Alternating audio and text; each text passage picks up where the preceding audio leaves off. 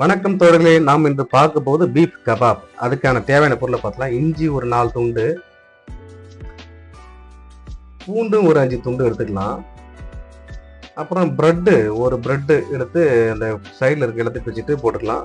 அப்புறம் ஏற்கனவே வெறுங்கறி வாங்கி வச்சுக்கிறத மீட்டு, அதாவது பீஃப் மீட் எடுத்து மிக்ஸி ஜாரில் போட்டு நல்லா அரைச்சி இந்த மாதிரி ஒரு கீமா மாதிரி ரெடி பண்ணி வச்சுக்கலாம். அதுக்கு மசாலா என்னன்னு பார்த்தா பட்டை வகை. பொதுவாக பட்டை வகைன்னு தெரியுது, அது பார்த்துங்க.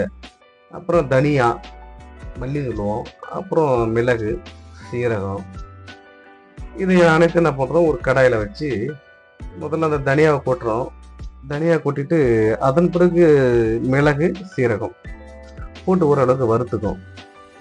மிதமான சூட்டில் வறுத்து எடுக்கும்போது ரெண்டாவது என்ன பண்ணுறோம், இந்த பட்டை வகையில் சேர்த்து வறுத்து வச்சுக்கிறோம். அதில் கொட்டிட்டு என்ன பண்ணுறோம், வறுத்துக்கணும். தீயாத அளவுக்கு, கருகாத அளவுக்கு ஒரு மிதமான ஒரு சூட்டில் வச்சு வறுத்து ஆற வைத்து மிக்ஸி ஜாரில் போட்டு திரும்பி என்ன பண்ணுறோம், பவுட்ரு பண்ணிடும். பவுட்ரு பண்ணிங்கன்னா அரைச்சி எடுத்தால் பவுடர் ஆகிடும். இந்த மாதிரி ஆகிடும். இது தேவையான அளவுக்கு நம்ம ஸ்பூனில் போடலாம். சரி, அடுத்தது வந்து அந்த கீமாவை, அரைச்சி வச்ச கீமாவை போட்டுட்டு பொடியாக நறுக்கி வெங்காயத்துண்டு அதில் கொட்டினோம்.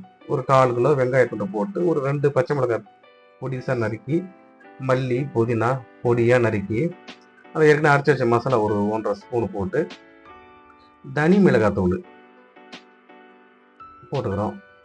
தனி மிளகாத்தூள் போட்ட பிறகு இந்த பசப்பசப்புக்கு, குழகுழப்புக்கு நெய் ஒரு ஸ்பூன் போட்டுக்கிறோம். நெய் போட்டு பிசைஞ்சா நல்லாயிருக்கும். எண்ணெய் ஊற்றிக்கலாம். அப்போ தேவையான அளவுக்கு உப்பு போட்டு பிசைஞ்சு நல்லா வடை சுடுற மாதிரி மாவு போல் ரெடி பண்ணிட்டோம்.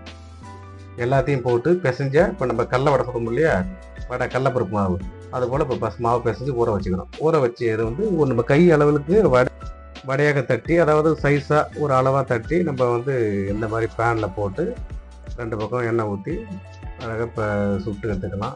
இது வந்து பீஃப் கபாப்னு சொல்லுவாங்க. அதுவே நம்ம என்ன பண்ணுவோம், கட்லெட்டு மாதிரி செய்யலாம். கட்லெட்டு மட்டும் என்ன சொல்லணும், வறுக்க தூள் பண்ணிக்கின்னு அதே வந்து அந்த மாவை வடை போல் ஆக்கி வேற ஒரு பேனில் ஒரு அளவுக்கு எண்ணெய் ஊற்றி அழகாக பொரிச்சு எடுத்துட்டா கட்லெட் போல் வரும். இது வந்து அதாவது பீஃப் கறியை நல்லா அரைச்சி